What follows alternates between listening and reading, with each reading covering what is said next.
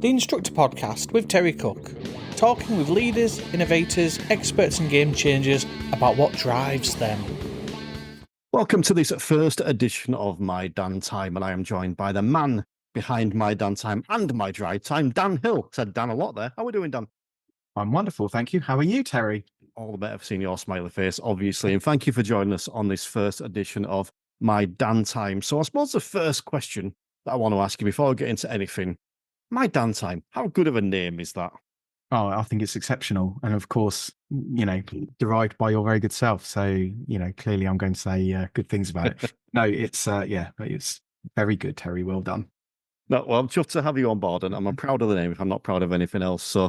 But I want to start off by asking you why, because you've agreed to come on and, well, I shouldn't say agreed, that makes it sound like I persuaded you. You were happy to come along and record some shows for us under the banner of MyDanTime. So what was the thinking behind that? Okay, so you and I obviously have spoken a lot over the years about various things industry related, but my specialism really comes into business development. It's what I've always done. It's what led to the creation of MyDriveTime 10 years ago. And it's driven from a desire to help driving instructors, specifically those who haven't really had much in the way of business experience. They've never run their own business.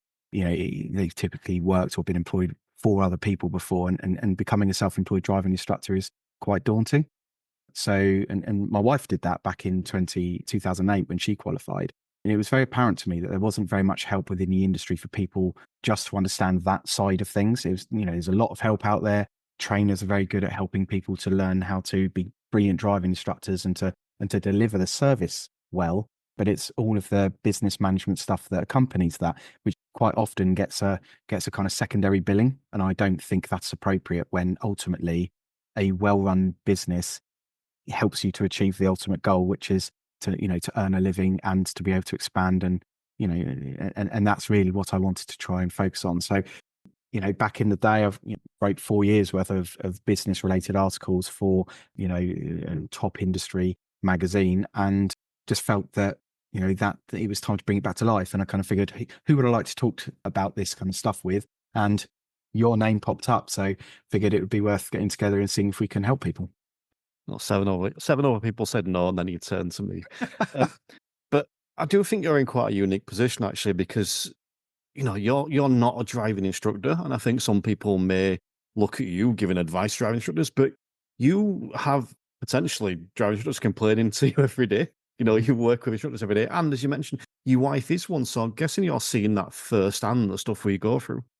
Yeah, absolutely. I've had Joe coming home having had a wonderful day where students have passed, or that student's finally managed to nail a particular skill, all the way down to her coming home in tears and wanting to give it up because she's been tailgated by white van drivers, or she's been cut up on a roundabout. And it was very rarely down to working with the student itself and delivering the service in the car. It's typically everyone else around her. So yeah, I've seen that firsthand. But also when she became a driving instructor, there wasn't really anything on the market that would help her to manage her business, which is why MyDriveTime became what it is. It's the original. It's I wanted it to be the premium service in the industry because, this stuff's vital. It's crucial. You cannot run your business if you don't have effective records, and her accountant sent her a whole bunch of paper records in the post, which I was aghast at it, really. I couldn't believe that this is an industry accountant would send paper in order to record financial data. It just didn't seem right to me. So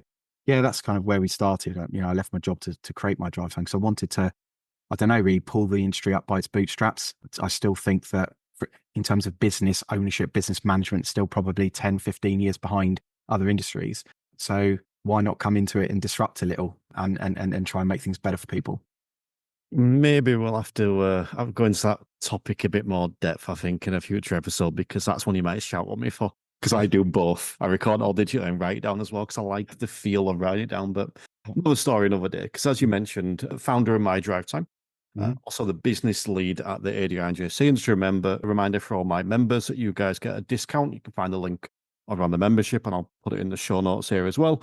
But as you mentioned, you also have written an awful lot of blogs for the Intelligent Instructor magazine over the years. And I think that's kind of what we're getting into. We're going to bring some of those, as you said before, bring some of those back to life verbally throughout these episodes. So pricing is the first one we're going to tackle. Why pricing?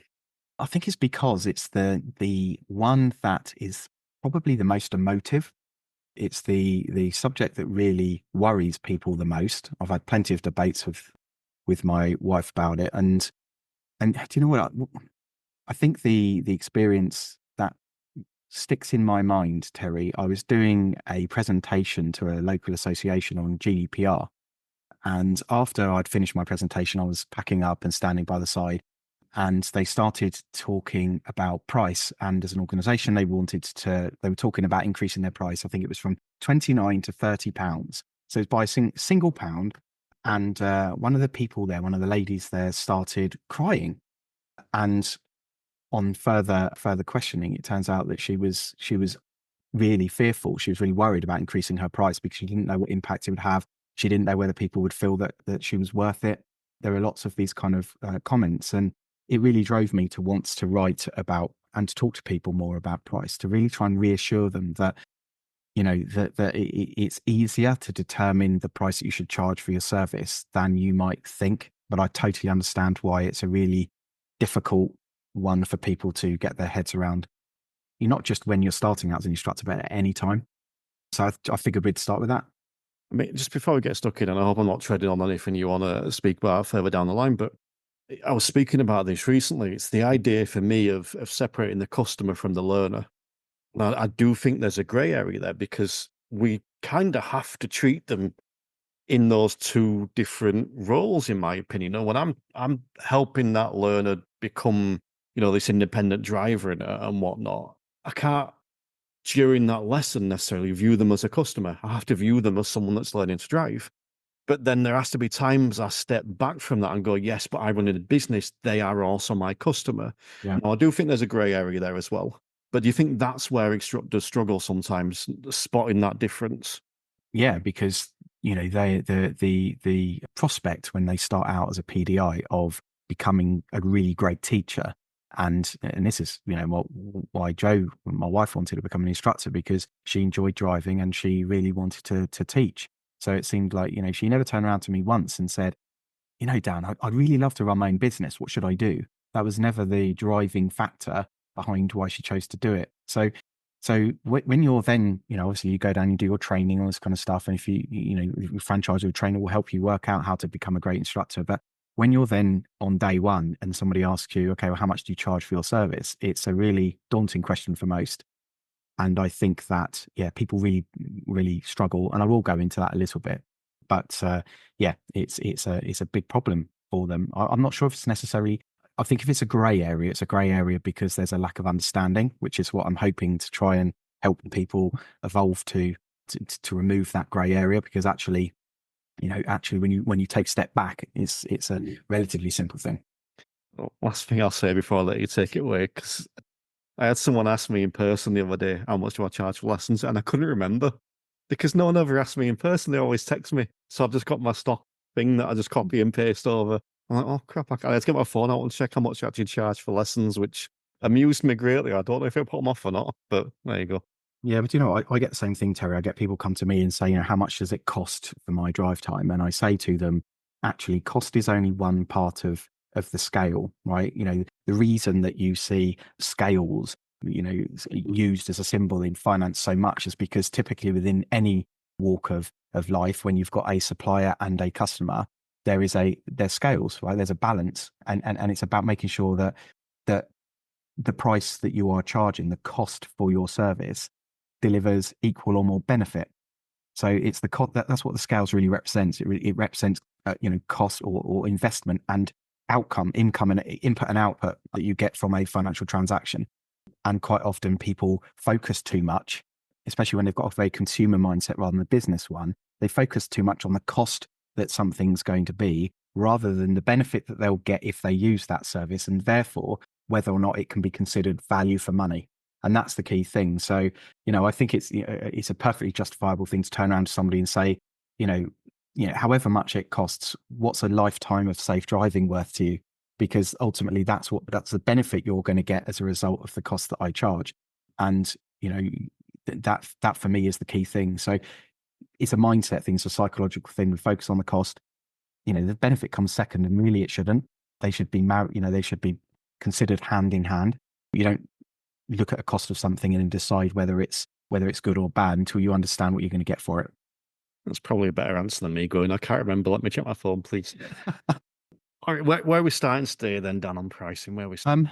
I think it's probably worth starting with the psychological thing, to be honest, Terry, and sort of understand why this is such a big issue for people within this industry. Because, like I say, the vast majority of people who are driving instructors have never run their own business before. So they're not thinking with a business head. They're not thinking with that kind of mindset. It's not an obvious mindset that you would just pick up just because you've become a self-employed person. It takes a little bit of time. So I think we'll start with that, if that's all right. And then we can talk more about how we might determine price after that. Do you want to know my mindset when I first started? Yes. So I started off with red driving school. And so obviously my pricing was all taken care of. I didn't have to consider it. And when I left red driving school, my initial thought was to drop my prices. And that was because I thought red had more to offer than me.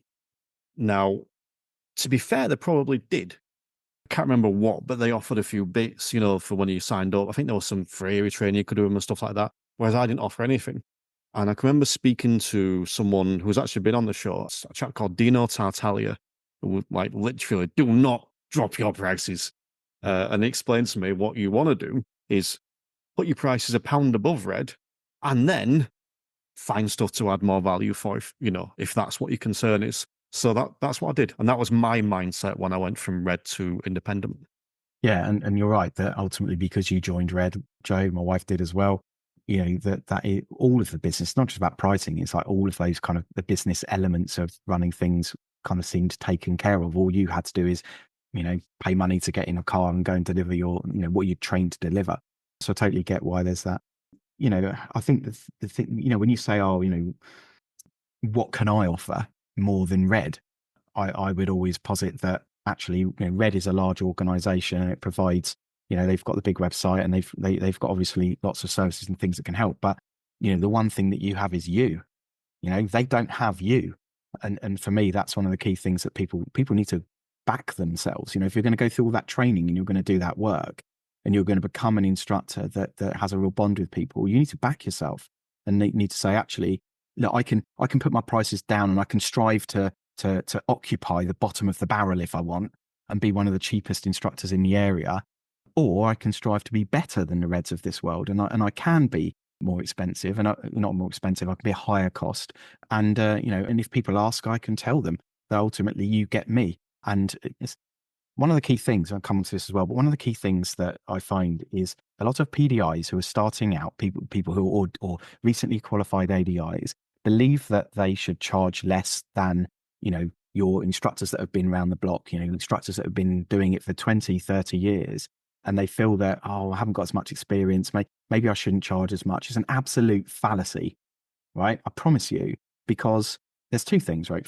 Firstly, you are freshly trained. So you're coming into it full of new, boundless enthusiasm. And you, and the second thing is you have the latest knowledge. You have the latest skill set that's been trained, that you've been trained in.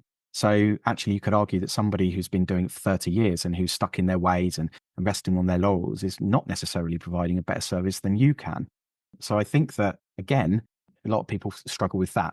But as we move on through this session, I want to explain why actually that doesn't even have to be a factor in the amount that you charge for your lessons.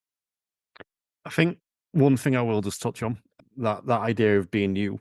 That was something that I cottoned on to pretty quick. That's how I'm different. Some people have always said to me, I get my custom, whether it's the learners, whether it's the instructors, because of who I am. That's what I offer. And this is something I talk about a lot on the podcast and to other instructors. You can be more than, you can be less than, or you can be different than. Well, if someone said to me, am I a better trainer than Bob Morton? The answer is no, I'm not. But I can be different than Bob Morton and offer something else. And I think that's I like that aspect. I think more people need to showcase themselves. But I'll let you take it away. Then where are we going next? I think what we'll start with then is kind of asking the question about what drives price? And I'll ask you, right? So the first question I'll ask you is, do you feel that your price at the moment that you charge for your lessons is right? Yes. Okay. Have you increased your price in the last 12 months? Yes. Okay. Are you anxious when you do so? Are you anxious about increasing your price? Maybe anxious isn't the right word. I don't like it. I never like charging people more. Okay. All right. And yes, I agree. And that's how the vast majority of people feel, which then makes them reluctant to increase their price. So they don't do it as often as perhaps they should. And they do it kind of almost reluctantly and begrudgingly when they do. Next question for you. Before you became a driving instructor, did you have previous business experience? Yes. Okay. Vast majority of people don't. The fact that you do is probably why you've been successful and why you're doing something like this. But the vast majority of people never believe that they are a good business owner and that and that they're business savvy. So that is, it's endemic within our industry, that kind of attitude or that kind of feeling anyway. Question for you. I think I know the answer. Do you want to earn more money for yourself and for your family? That would be nice. Yes, Dan, that would be nice. Okay, excellent. And I guess the final question, this is a bit of a curveball. Did you know that it's not all about you? Right. And that's a difficult question to answer, especially after we've just been talking about how, you are the differentiating factor between you and another instructor quite a lot of the time. However, if Joe Bloggs on the street there doesn't know you from Adam or from the next instructor down the road, it's difficult for you to play a part in that at the moment, right? Ultimately, what you want to do is get to a point really where, and I'm sure this is the case for you, Terry, where people people get to know you, they love driving with you. And as we all know, the biggest way of gaining more business is through word of mouth. And then it is really about you, and cost actually in pricing becomes less of a factor because student will say to their mates, look, don't worry about what it costs. You need to go with Terry because he's amazing and he got me through and he made me comfortable. But, this is really about, okay, well, how do I make sure that the customer doesn't look at cost as being a negative at that point? Okay.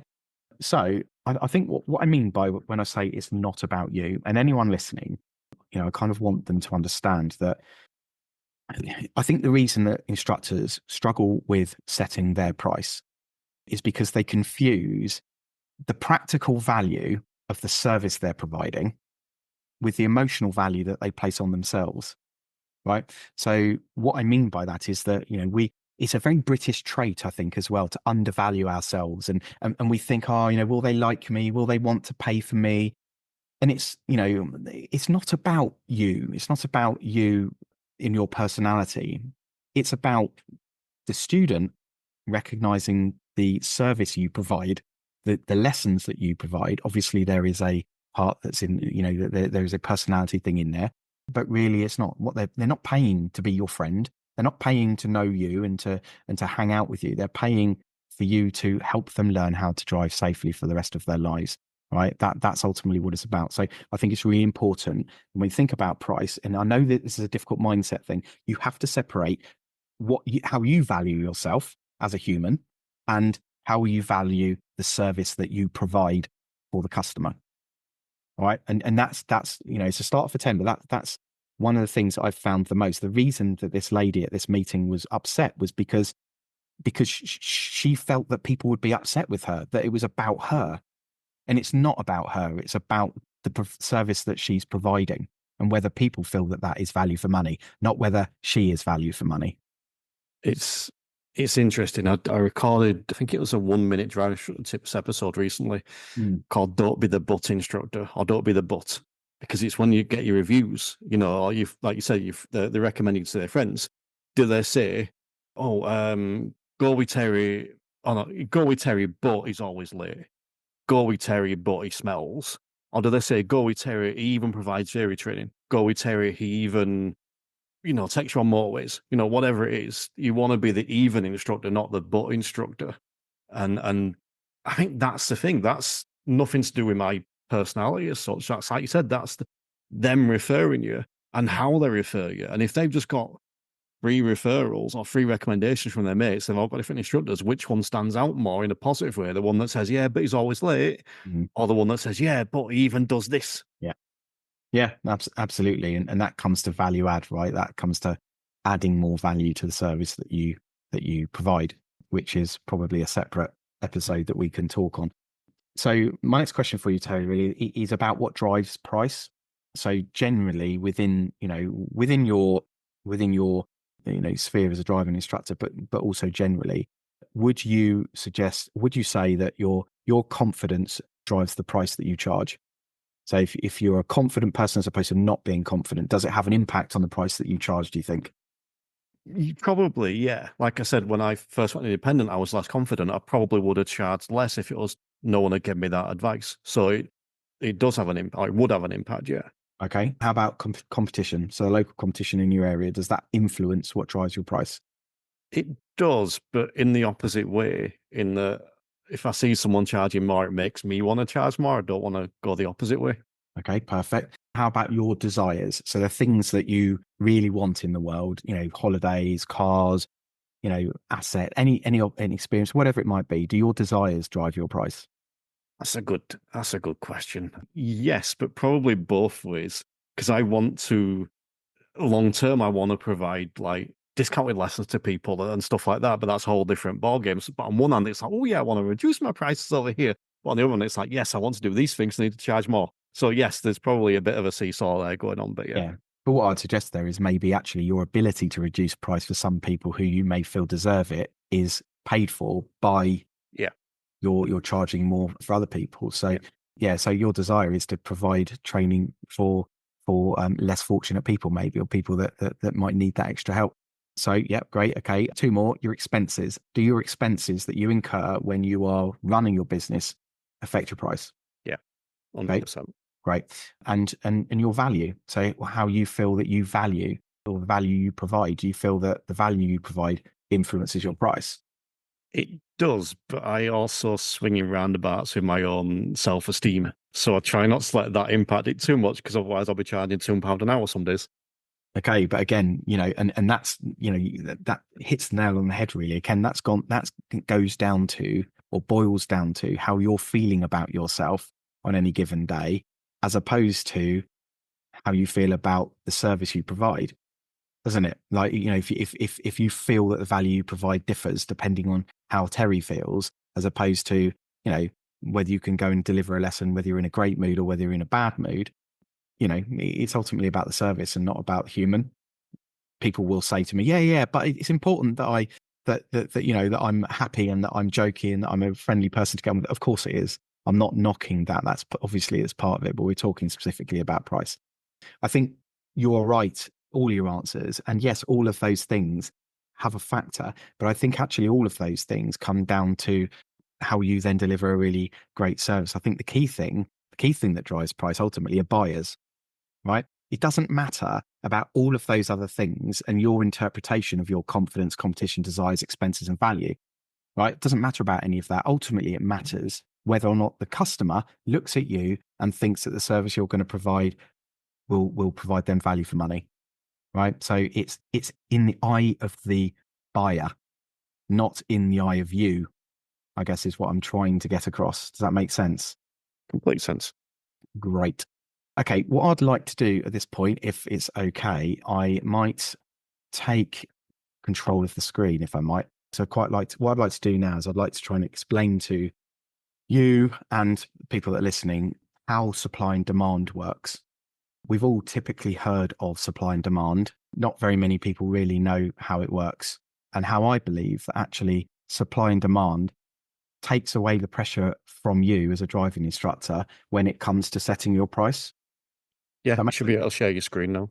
Okay, let's do it. Let me see if I can do it here. Okay, right. Can you see this? My supply and demand graph. I can see less of your face and more of the chart.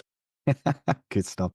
Okay, right. So I just wanted to, this is a bit of a business studies mathematical lesson. Tell me if I'm going too fast. I'll do my best not to. Okay, so the first thing I want to explain is the graph, right? On the left-hand side here, the left-hand axis, we have lesson price, and we've got high lesson prices and we've got low lesson prices. Okay. Bottom of our supply and demand graph, we have lessons delivered. How many lessons are delivered? Fewer or more? Okay. With me so far? Yep. Right. what we're going to start with first is what is called the demand curve. Now, in this case, obviously, it's not a curve, it's a straight line, but you'll get the idea. So this is about how customers view your service. Okay, so the demand for your service in the view and in the eyes of the customer. Now, of course, we all know this is not rocket science. If you ask a customer to pay a higher price, they don't think there's as much value, right? And there's less incentive for them to buy something that is of a higher price. Typically, being consumers, they're going to go out and they're going to look for something that is lower price. Okay, so in this case, when you're asking somebody to pay a higher price, the demand for that service will be less. So you can see this blue line here. When the price point is high, the demand is low. Okay. Mm-hmm. Equally, when the price point is low, the demand is high, because if it's low, if it's cheap, then everybody wants it. All right. So that's the demand side of things. This is what dictates the demand side of this argument. This is called the law of demand. Okay. Now let's look at supply. So now when we think about supply, we're thinking about it from you, the driving instructor's point of view. You are supplying your service. Okay. Now you can see here, if your lesson price is very, very high and people are buying it, then that is going to mean you make more profit and you're more incentivized to deliver lessons. You're going to want to deliver more because you're making loads of money, right? Whereas when people are not able to charge as much money and the profit margins are lower, they're like, well, I might as well just stay at home and watch EastEnders then, right? There's less incentive to go out there and earn when the profit is far lower. Okay, so this is what dictates, you've guessed it, the law of supply. Now, the way that supply and demand works, and a point of supply and demand, is to arrive at a price point for any given service.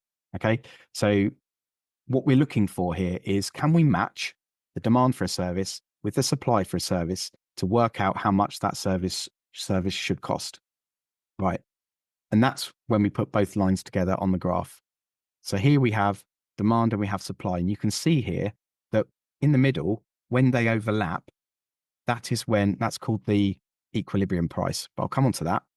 Firstly, when the price is too high, what we end up is, as you can see here, we end up with a situation where no students are willing to pay for that service because it's too expensive. And what it means is that all the instructors who are out there trying to charge that high price aren't getting any business. So if you find yourself with a situation where the phone isn't ringing and you're not being able to fill your diary, then it's rational to look at it and go, okay, well, am I charging too much for this service? Are people phoning me up and I'm not able to convert them into business because, I'm charging £100 an hour for a lesson and everybody else is charging far lower, right? So when you're in that situation, you end up with this supply surplus. And what that means, we've seen it before in this industry where the industry ebbs and flows. You end up with too many driving instructors, right, for the number of driving lessons that are in demand, right? And when that happens, there is this sense that, I'm charging, I'm charging too much. So they go for a race to the bottom, right? So they start to lower their price and lower their price and lower their price. And before you know it, you get to a point where some instructors just give up because, like I showed you earlier, because they're not making enough money to make it worth it. So then they leave and then things balance out again. And that's what happens with supply and demand. If there's too much supply of something, the price will be low, right? So the people delivering that service will leave. They'll go and do something else. And with the reduction in supply, cost goes up. We'll reach that point, right, down the bottom. The opposite situation, right? When you charge too little for something, everybody, and this is a part of the problem right at the moment, when you charge too little for something, everybody wants it, right? And then it becomes very difficult for driving instructors because their phone's ringing off the hook and all they want to do is go out and deliver, right? But they can't because they're constantly having to deal with Facebook messages and text messages and people knocking on their window asking if they can do lessons, right? So I guess the question here is, does that ring a bell? Does that situation ring a bell for driving instructors? It does, doesn't it? I mean, look, it's just jump on Facebook, look in a group, you'll see people talking about all three of those examples: the equilibrium, the supply surplus, and the supply shortage. I think that, yeah, it definitely rings a bell. Right, and this is what we've got now post-COVID, right? Prior to COVID, there was a supply of driving instructors that could meet the demand for lessons, because it had balanced itself out, right? When COVID came along, obviously we ended up in a big issue, a big difficult situation. But do you know what? I'm jumping across. Just hold that thought for a second, right? I'm going to move my thing forward here and just highlight here that the middle point of these two lines is called the equilibrium, right? That's where supply meets demand. And it's, as a result of that, it's being charged at a price that people are happy to pay. Okay, so this is how free markets work. Eventually, person selling realizes what price they need to charge in order for person to buy, right? And if they charge too low, too many people will want it. And if they charge too high, not enough people will want it.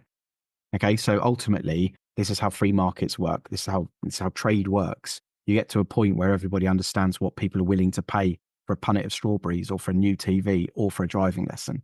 Okay, so this applies to everything that we buy and sell. And the equilibrium price prior to COVID was a bit like this, right? It was like, okay, there's enough driving instructors, there's enough demand. Most people are able to keep their diaries full, and they're able to charge maybe around £35 an hour. And people that were down here charging £20 an hour had to make a choice. Do they really want to work for that little amount of money? No. Well, obviously they're going to increase their price until they get to around the equilibrium. And it's at that point, when everybody's charging similar amounts of money, that you need to look at your USPs. What else can I add? Where can I add value, right, to allow me to charge more money? But that's not an issue at the moment. Let's move on. Today's market. Okay, so this graph, same graph, this is what we had prior to COVID. Now, this is what's happened, Terry, right? And I know that it's difficult maybe looking at these lines, but they help to explain the situation. What's happened is here, as I've pointed out, instructors quit the industry, right? We ended up with a vast array of instructors who decided during COVID or immediately after lockdown, they didn't want to be driving instructors anymore. And it became too stressful early in the days post-COVID, because all of a sudden everybody wanted lessons and there was a huge demand and backlog. So lots of instructors left the industry, which is disappointing, because actually if they'd managed to manage their inquiry management better, then it would have been a perfect time to make more money. But they didn't. They left the industry. So as a result of that, you can see here that this line has shifted over, because actually now there are fewer lesson hours available in the market because there aren't as many driving instructors. All right, you with me? Okay, there are not as many driving instructors. So as a result of that, what do we think happens to the price? That the price is going to go up, isn't it? Price is going to go up. Exactly right. Now the price goes up because we've got a new equilibrium, a new place where demand, which is now massive, meets supply, which is now less. Okay, so it's higher. The point is higher, which means that as a result of that, prices can go up. So driving instructors straight after COVID should have been looking at it and going, do you know what? My phone's ringing off the hook. I need to find a way to siphon out the people who are willing to learn with me with the ones that aren't, right? So that I can fill my diary with people who are more committed, people that are willing to pay for my service. Now, if you've got 20 people phoning you every week asking you for lessons, and 10 of them are deciding that at £35, they're not interested, but 10 are willing at £35 and you fill them up, that's one thing. But if you've got 100 people ringing off the hook, then you're going to find a far higher number of people that are willing to pay the higher price, right? But instructors didn't do this. Instructors said, oh, but you know, I don't want to increase my price because everybody's just gone through COVID and lots of people are struggling and people may not have the spare money. Okay. But that's not the market talking. That's not the market deciding on the price that they can charge for their time. Okay. That's their own lack of confidence that makes, you know, their own feelings of worth that make them feel that they can't do it. They don't want to do it. Or maybe they've got some sympathy for people. I don't know. But I think this is where pricing is in, you know, this is where pricing, when it's determined by the market, makes a difference, right? What every driving instructor should have done overnight, and this is what I've said to people who approached me about it, is if you increase your price to £40 an hour from 35, as an example, right? People are still going to pay it, because now you haven't got 20 people ringing your phone anymore. You've got 100. So now it's not about 10 and 10 anymore. It's about 50 and 50. 50 people might look at £40 and go, no, I can't afford it, but 50 will. And you only need 10 to fill your diary. So that gives you the impetus to be able to increase your price. It's the customer deciding that they are willing to part with that money in order to learn to drive. Okay. So that's the first thing. The next thing is looking at things from a different perspective, because when demand shifts, right, even prior to COVID, if demand shifted and all of a sudden loads of people left, you'd still have the same, supply shift. If supply shifted, you would still have the same demand. But post-COVID, demand shot up as well, right? So demand line moves as well, which means, again, we have a higher line because all of a sudden we have a backlog of students, all of whom are looking to learn, right? So we have fewer instructors, so supply has dropped, and we have more students, demand has increased. So it's a double whammy. So in this case, we can see that when we look at just the changes in, when we look at the changes in demand, the equilibrium goes up as well. When you put both of those things together, okay, and you've got higher price in both situations, this is what happens, right? The line, the area where demand and supply cross, goes even higher because now we've got fewer driving instructors and more people who want to learn. And that means the equilibrium price is even higher, right? You've got less supply and high demand, even higher price. So I've said £45 there, right, is the perfect place. And this is now where we're at, right? We're at a point where people can legitimately charge more money for their time because market forces are dictating that that is okay. Right? Does that make sense? It does. Right. So when people turn around to me and they go, oh yeah, but I'm still charging £35, you know, I might up it to 36. And then they're saying to me, yeah, but you know, and my phone's ringing off the hook, but you know, I don't think I should really charge more than 36. And I ask them why, what makes them make that decision? And they don't really know. It's typically because they feel bad about charging more money. But ultimately, if more people want something and they're willing to pay the money for that service, then the only person who is losing out here is the driving instructor, because they're because the students are willing to pay, but the driving instructor doesn't have maybe the business can't see past their own insecurities to charge an appropriate amount of money for their service, right? And this is what I want to try and get out of this, right? But we'll talk about it more in a minute. Tomorrow's market looks like this, right? This is the new normal. £45 now is the new normal, right? And I'm going to use petrol prices as an example here, Terry. So before the invasion of Ukraine, price of a litre might have been, I don't know, 90p. Russia invades Ukraine and the oil companies use that as a reason because all of a sudden supply has massively dropped, right? So, and demand is still the same. So looking at the curves again, supply's moved over, demand is still the same. What happens to the price? The price of fuel goes up, okay, because there isn't enough supply for the demand that requires it. Now, what happened is the price shot up like to 150p a litre, 175p, 180p a litre. And the way that the fuel companies do it is that they know, it's kind of called shock pricing, right? They know that they can whack the price up to a really high level. And then what will happen is as everything calms down, they can then reduce the price. But they're never, ever going to reduce it back down to 90p. Because what happens is they go down again and then they go back up and they go, oh yeah, but you were paying £1.75 a litre. So you shouldn't have a problem now paying £1.40. Okay. And as a society, we all go, all right, then that seems fair. Whereas actually nobody turns around and says, no, you need to put it back down to 90p because that's what it was before the invasion, right? Nobody does that. So, and this is just inflation in general. This is how it's been. So the new price for a litre of fuel is £1.40. And the same applies to driving lessons. It's never going to go back down to £20, £25 lesson. It certainly shouldn't, right? Because that is the bottom of the market. Now that's the barrel dwellers, you know, at the bottom really that don't understand any of this and maybe offer a really shocking service. But really, the price is never going to go down. So we've got this new standard price, right? Where everybody now has a new normal. It's not £35 anymore, it's £45. Okay, that's really how it should be, which is good for the industry because, of course, we want driving instructors to be earning more money, right? And this is a perfect opportunity. You guys had the hell of dealing with lockdown and many people didn't get help during that time. So that was the dark time. This is the light time, right? And it's important to offset that, okay, and to take this as an opportunity, okay? So looking at what higher pricing means, it attracts higher quality customers, and I see that in my own business, right? My drive time is the highest cost business management application available on the market. And I never apologize for that, because I know of the quality that's gone into the background of it that makes it worth that money.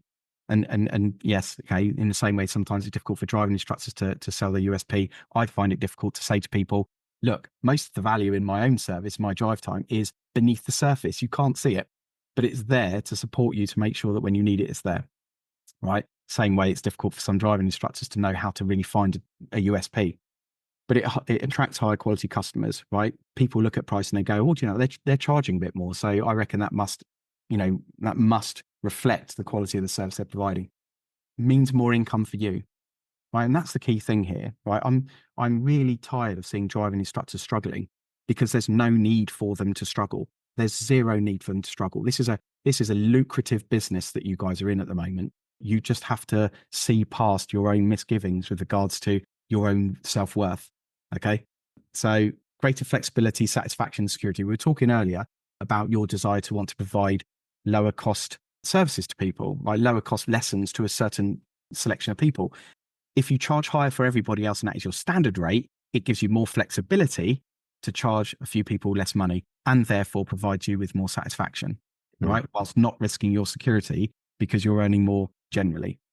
And finally, reduce market suppression. So what I mean by that is just, if everybody else strives and aspires to charge more money, then the people who can't help themselves but charge lower money are going to increase their amount of money they charge as well. Because why would they charge £20 when they can charge 25?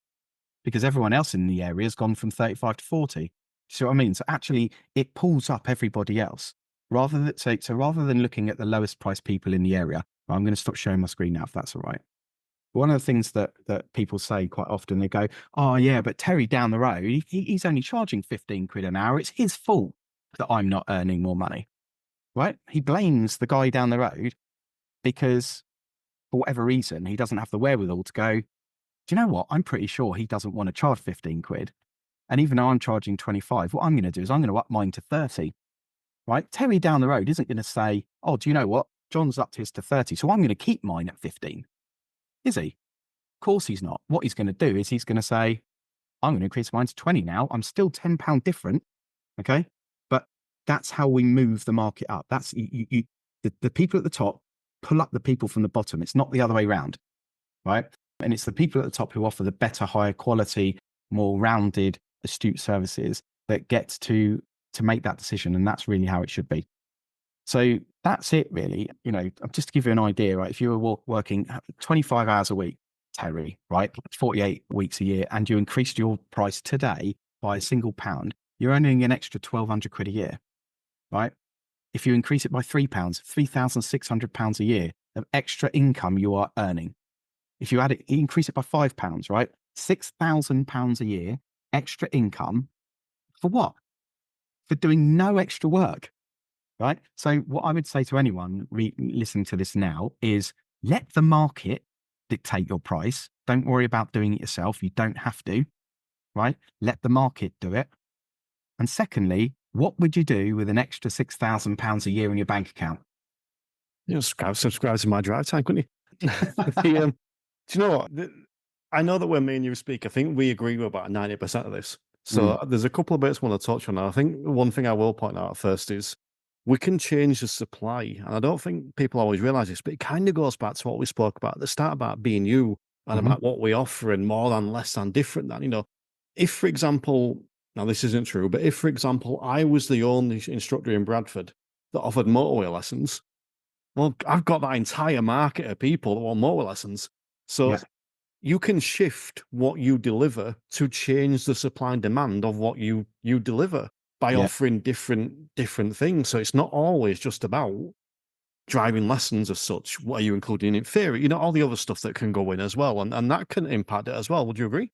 I would. And I would say that ultimately you've got to put yourself in the mind of a 17-year-old, heaven forbid, and think to yourself, when they're embarking on learning how to drive, or even 16, when they're embarking on learning how to drive, and they can see this end goal of being able to take their mates to the local club, and they're able to have all this freedom, what do they need to reach that end point? And it's not just physical, practical driving lessons, right? It's more than that.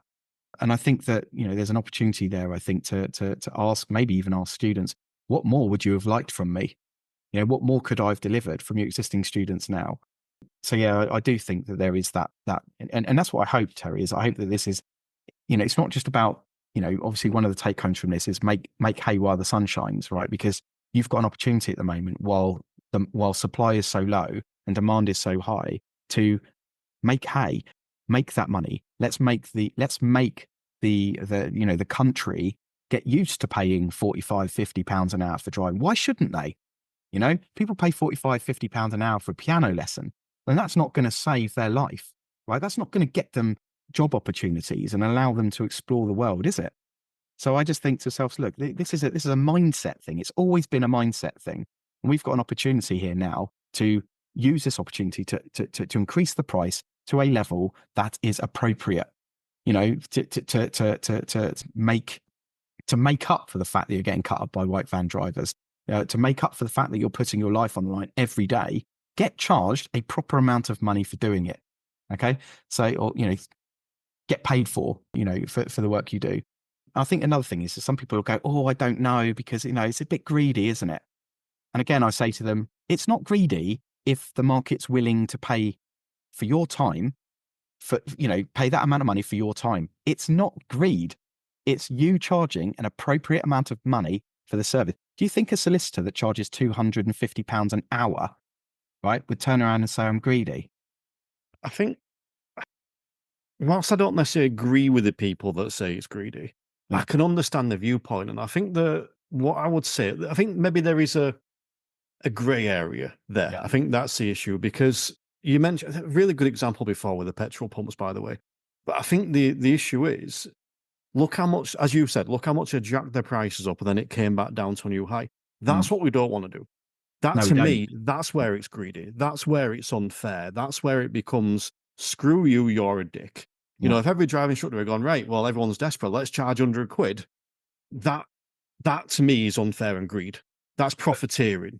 What we don't want is to have to put those prices up and then come back down again. And I think that's where the balance is.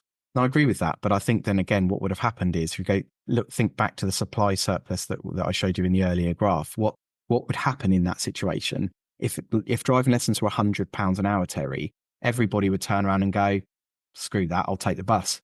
Yeah. I'll ride to work. I'll look for jobs within the local area. There's always going to be a point by which the market kicks back and says, no, that's too much money. So even though then you'd get PDIs coming to the market saying, oh, this is great, I can earn £100 an hour. When their phone doesn't ring, that's when they get frustrated and they go, maybe I should try 80. Maybe I should try 60. And that's how it then comes down to reach that equilibrium point, right? That's what I mean. That's what we don't want. In my opinion, and it's just me, and I appreciate everyone's different, I would rather add a bit, see if it works, add a bit more, see if it works. And I know you can look around and see what other people charge and engage with that as well, rather than add 20 quid an hour on, then go, oh no, I'm going to have to come back down again. No, I completely agree. And when you say about the greed aspect, I think that's people's fear as well sometimes. Oh, is this going to be too much? Maybe instead of adding a £5 on, I'll add £2 on. And I get that. And here's the other thing I would say, and I think you disagree with this actually, so I'll be interested in your response to this. If someone who has never increased their prices, say 5 years, they've always been too scared to put up the prices, and then they come and see you at the expo, or they listen to this now, which should be a better example, wouldn't it? And they go, you know what, I'm going to put my price up by £1 an hour. I would class that as a win. Yeah, because they've just now increased their prices. Yeah, I completely agree. And, I've been delighted when people have come back to me and said, you know what, Dan, I took your advice and put my price up. And I say to them, did your phone stop ringing? And they say, no. I said, do people stop coming to you? No. Have you earned more money for doing absolutely no more work? Yes. And that's what I want. I want people, but the thing is, right, when you've only got 5 or 6 petrol, companies within this country, they get the ability to kind of monopolize it in a way, they get to price fix really, because they all know that if one of them increases, the other ones will turn around and go, well, do you know what they have? So let's do it as well. because they want to, they kind of want to control the price of, of things like that. Now, we all know that with driving instructors, there's 32,000 at the moment out there on the road. So you're not going to get that fluctuation where one guy says, I'm going to charge 100 quid. You're going to get the people who are sensible, who say, do you know what? I'm going to put my price up for new people. They might want to keep their prices for existing people the same, and that's okay. But they might say, look, do you know what? For new people, next time the phone rings, I'm going to say I'm £37 an hour, not 35, right? And what they'll find is the person goes, yeah, all right then. And then the next time the phone rings, they can go, oh, do you know what? I'm going to put it up to 40 and see, yeah, all right then. And it's called A/B testing, right? What you do is, like, every time the phone rings, you give a different price point and you see what happens. Well, in this case, you can just keep increasing it to the point where you start to get some kickback from the market, where the market starts going, yeah, no thanks, I'm not sure that's right for me. Okay. And then and they might then look at Terry down the road, who's charging £35 an hour now because he's seen the light. And, because he's been to one of my expos speaking, or been on here, obviously. But, that's the long and short of it, is that the industry as a whole has increased its price to, hasn't increased its price, but there are still certain people out there who feel it's greedy. And that comes down to self-worth again. And I'm trying to say to you, it's not about you. It's not about you and what you think you are worth as a human. It's about the service you deliver, right? And that's, if somebody's willing to pay you £40 an hour for the service you deliver, then why would you not take it, right? It's not about greed. It's about, even if, okay, here's the thing, right? Even if you take all the extra money that you earn and you put it away in in a fund, in an ISA or something like that, and you say, do you know what? I'm just going to ring fence that money. And if we ever get something like COVID again, where my general income is at risk, or I'm off ill for a certain amount of time, I can tap into that pot of money, right? Because you did the hard yards in not working for months and months on end. Now, all it's doing is balancing itself out, right? That's all that we're doing, is we're balancing it out. And ultimately what it will mean is that, when it comes to the end of it, you will end up with a higher price per hour for a lesson in this country. And I cannot understand why anyone would have a problem with that. Last time I saw you at the expo, you made everyone sing happy birthday to me. I'm not going again. And every time you sing it, it's not about you. I keep thinking of that song. Is it McFly or Busted that sing it? It's all about you. Yeah, exactly. Yeah. Exactly. That's right. Yeah. So look, that's, I guess that's what I'm trying to say. And hopefully this has been of use to people who may be a little bit anxious about increasing their prices. Just put it up a couple of quid every time the phone rings. And you'll soon find the point where people start kicking back because, your price is too high for that equilibrium point.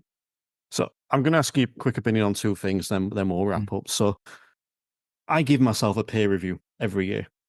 Because I was employed once, and when I was employed, I'd get a review, or two reviews a year, and one of them was a peer review, and they'd say, yes, you deserve a raise, Terry, or no, you've been crap this year, you're not getting anything.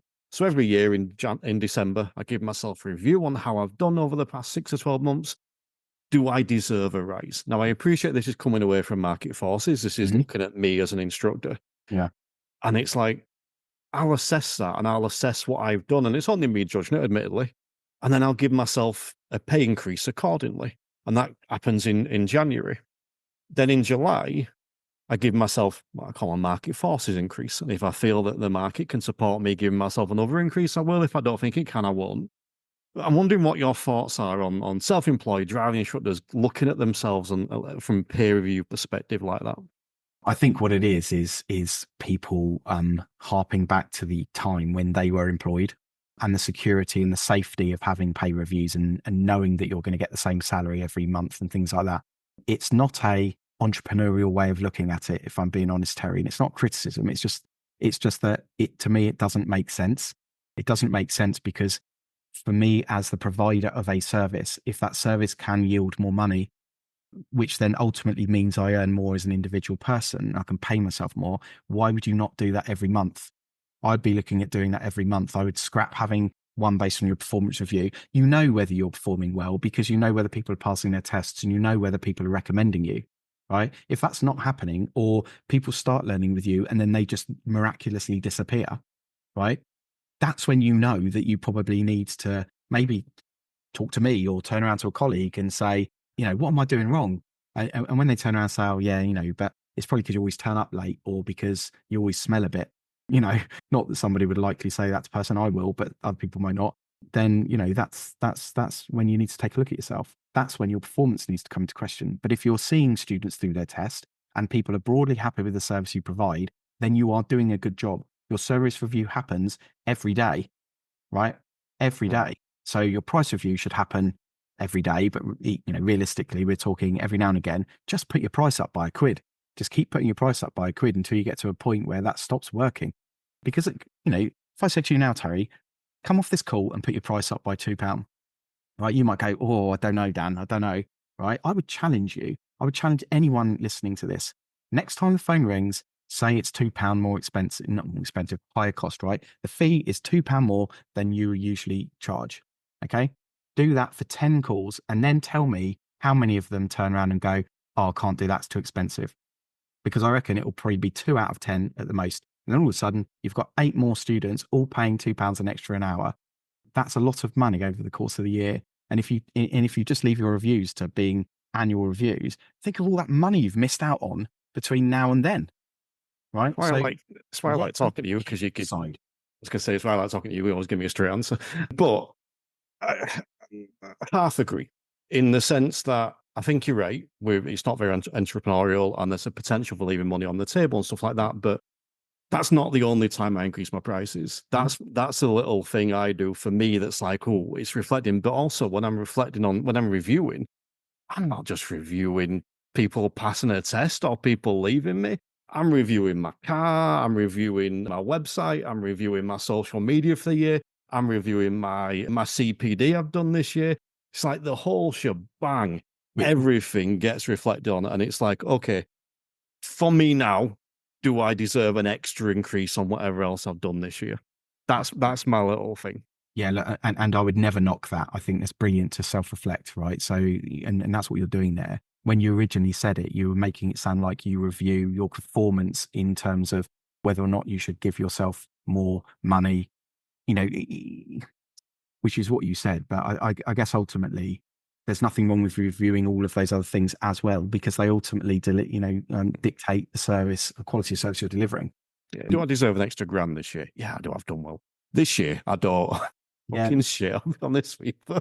Either way. And the last question I want to ask you, unless anything else you want to touch on, because we've got a few people in this group. Well, I've got a lot of PDIs in it, but we've also got a couple of people that are on their part 2 at the minute, not even teaching yet. Yep. So if someone is just coming into this, how would you advise them to decide that initial price?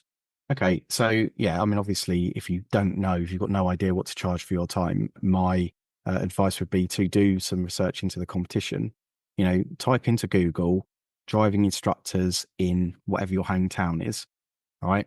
See what other driving schools and things in your area, see how much they're charging. Create a list and go, look, here's the top 10 schools. Because bear in mind, right, that it's those top 10 schools when somebody is searching Google, when a student's searching Google, they're going to find those people, right? So they're the ones that ultimately are going to get the student's decision. They're going to get the exposure. So look at it, work out, maybe what the average of those is, and decide whether or not whether you want to start at that average. Okay. Because that will give you the price point that, okay, the local market is supporting this amount of money at the moment. Personally, I would say you are freshly qualified. You've got a brand new shiny car. You've got some really lovely get up. Your car doesn't stink of tobacco and has coffee stains all over it. You don't turn up feeling all jaded and negative and furrowed. You are probably the best provider of the service, or one of the best providers of the service at the moment in your area. So charge the top amount, find the person that's charging the most and match them. Ultimately, your phone's going to ring and like I say, you will either find whether or not people are willing to pay that price or they're not. But you're certainly not going to be far off if somebody's already successfully charging that price in your area. I like it. Anything else you want to touch on today, Dan? Don't think so. Only just to say, looking forward to the next session. Hope the feedback, and please do give us feedback if you've listened or watched this, because this series will live and die based on whether or not people find it useful. So yeah, that would be great. But I hope it's helped. No, I've enjoyed it. I've liked listening to some proper economics for a change, rather than people just giving opinions. It's interesting hearing facts. Like I said, I do think there's a grey area there, but it's how big that is. I probably think it's bigger than you, but I think, there's...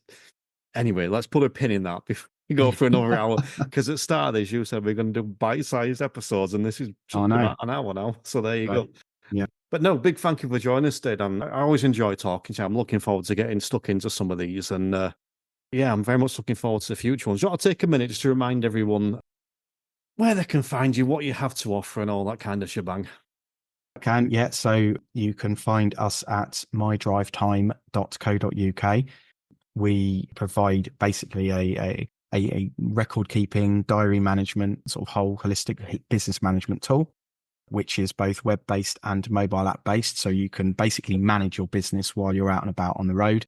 Not only does it help you to keep your data safe and secure, and it helps to tell you things that will be useful for your operation, but it also allows you to share your data with your students via their own student app. So a far better experience for them using a mobile app to track their lessons and their progress and the journeys that they've been on during their lesson than paper, which is very old hat. I know it's very easy to use and it's very comforting to use something we've been using since we were a year old, but paper is not it's not the answer. Great when you're scribbling things, and it's great if you want to write a few things down, but it's not an effective record keeping tool. So we exist to provide that function to driving instructors. Cool. Because this first episode is going out to my drive time folk as well. If you are watching this, then please consider checking out the Instructor Podcast Premium. A whole host of content, some of it even better than this.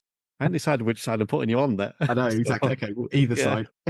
Some of the content is even better than this with some of the industry's top folk, and even me dropping the occasional knowledge bomb. Best place to find it, www.theinstructorpodcast.com. But for now, thank you for listening or watching, and thanks for joining us, Dan. It's been an absolute pleasure.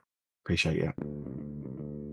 The Instructor Podcast with Terry Cook, talking with leaders, innovators, experts and game changers about what drives them.